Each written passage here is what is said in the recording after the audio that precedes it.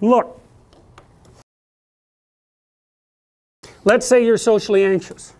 Okay, so what happens when you're socially anxious? You go to a party, your heart's beating. Why? The party is a monster.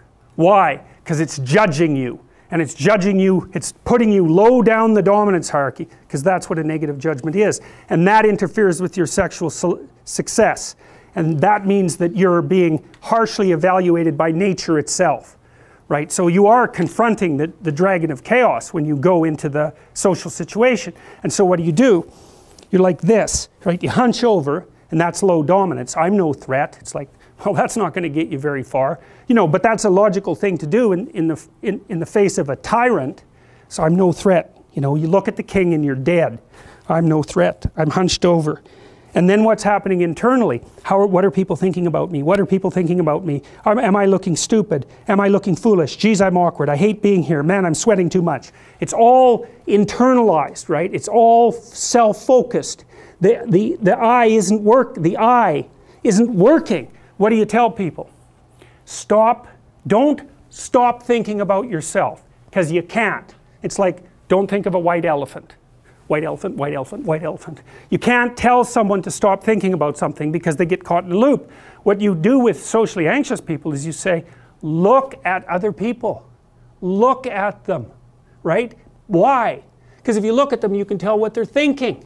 And then unless you're terribly socialized, and some people are. Some people have no social skills. And so the reason they can't go to a party is because they don't even know how to introduce themselves. Like no one ever taught them how to behave.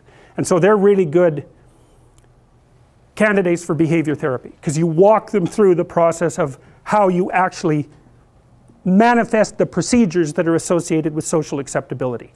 But most people aren't like that. They have the ability. So if they're really introverted and high in neuroticism, they can usually talk quite well to someone one-on-one. Why?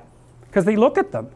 Well, if I look at you, it's another thing to do if you're ever speaking to a group of people. Never speak to the group of people. That doesn't exist. You talk to individuals, and then they reflect for you the entire group, because they're all entrained. So you look at one person, they broadcast to you what everyone's thinking, and you know how to talk to one person. So it's easy. So as soon as you focus on the person, not you, you push your attention outward, use your eye, you push your attention outward, and you start watching. Well, then all your automatic mechanisms kick in, and you stop being awkward. Because if we're talking and I'm looking here, I don't know what you're going to do next, and I'm going to put disjunctions into they're like bad chords in the melody of our conversation. And the reason is I'm not paying attention. So that's why the eye is the thing at the top of the pyramid. It's like the thing that enables you to win the set of all possible dominance hierarchies is the eye. Pay attention. Pay attention. That's the critical issue. That's why the Egyptians worshipped Horus. That's why Horus was the thing that rescued Osiris from the depths. It's the capacity to pay attention. What do you pay attention to most? What your right hemisphere signals as anomalous. It attracts your attention. It's like, this isn't going quite right. I'm not looking at that. Wrong. That's what you look at. That's what you look at. What's not going right, because that's the terrible monster that might eat you, but it's also the place you get all the information. So that's why it's useful to have discussions with your enemies, because they will tell you things you do not know. And that's such a great thing, because if you don't know them, well, you're not very smart, are you? You know, there may be a time when you go somewhere that's the thing you need to know. And maybe your enemy will tell you why you're such a fool, you know, and a bunch of other things that aren't true too. But even one thing that's accurate, it's like, yeah, thanks very much, man, maybe I'll do some work on that, and I won't have to carry that forward. So, and then that's part of the reason, again, why the terrible predator, it's always the terrible predator that has the gold. It's like, it's the person who delivers the message you do not want to hear. So it's rough, but it doesn't matter. Life is rough. To move forward, you know. I mean, I've dealt with lots of people who have anxiety disorders, you know. And one thing about people who have anxiety disorders is they are not mysterious to me. I understand, it's no problem for me to understand why people have anxiety disorders, or why they're depressed, or why they have substance use problems. The mystery to me is always why people don't have all of those things at once, because everybody has a reason to be anxious. In fact, we have the ultimate reason to be anxious because we know that we're vulnerable and we know that we're going to die. And how you cannot be anxious under those circumstances is a great mystery. It's a massive mystery.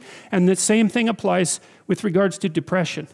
And then the same thing applies to some degree with regards to drug and alcohol abuse. As I said last week, there's plenty of reasons to drown your consciousness in alcohol. That's for sure. We could refer to the aforementioned anxiety and depression, not least. And so, and the sorts of drugs that people are prone to take are chemicals that take the affective edge off the tragedy of life. So back to the issue of fear. I mean, Abraham is self-conscious, that's what this commentary says, but the thing is he moves forward despite that. He's self-conscious and he knows the danger, but he moves forward despite that. And that's actually the appropriate response in the face of actual non-naive understanding of what constitutes life. Like if you're naive and you move forward, it's like, well, what the hell do you know? You know, there's no courage in naivety because you don't know what there is to stop you. You don't know what dangers you might apprehend, but to be aware of what it is that your problem is. So to be alert existentially, let's say, or to be fully self-conscious means that you're perfectly aware of your limitations and how you might be hurt. And then to make the decision to move forward into the unknown and the land of the stranger. Anyways, I would say that's one of the secrets to a good life. And I can say that really without fear of contradiction, I would say, because the clinical literature on this is very, very, very clear. What you do with people who are afraid, and to some degree depressed, but certainly anxious, is you lay out what they're anxious about, first of all, in detail. What is it that you're afraid of? What might happen?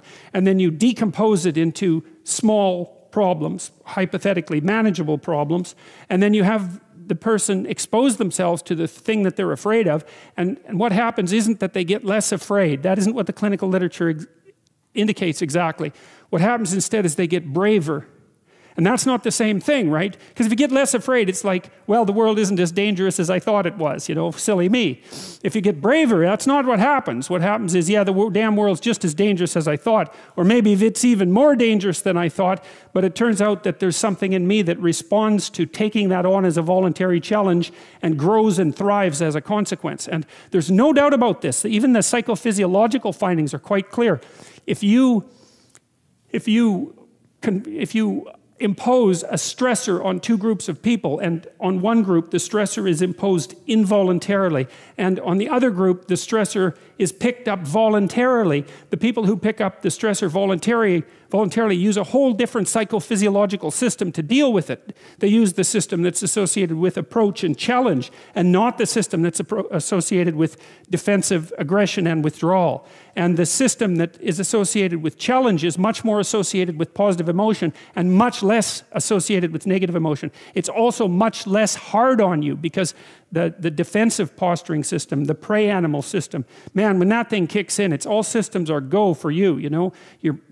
The gas is pushed down to or the pedals pushed down to the metal and the brakes are on.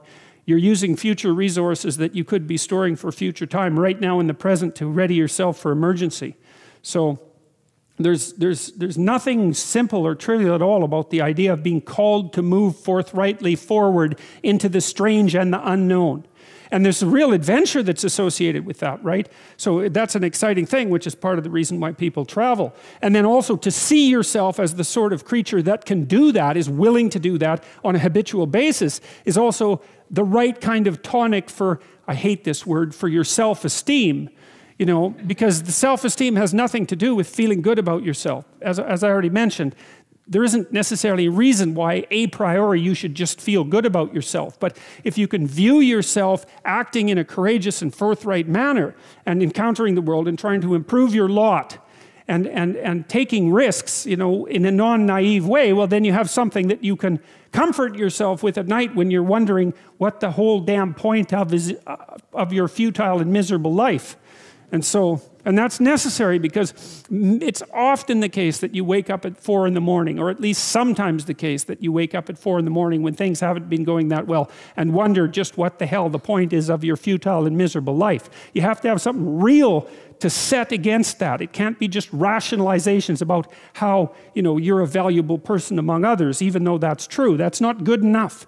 You need something that's more realistic to set against that. And observing courage in yourself is definitely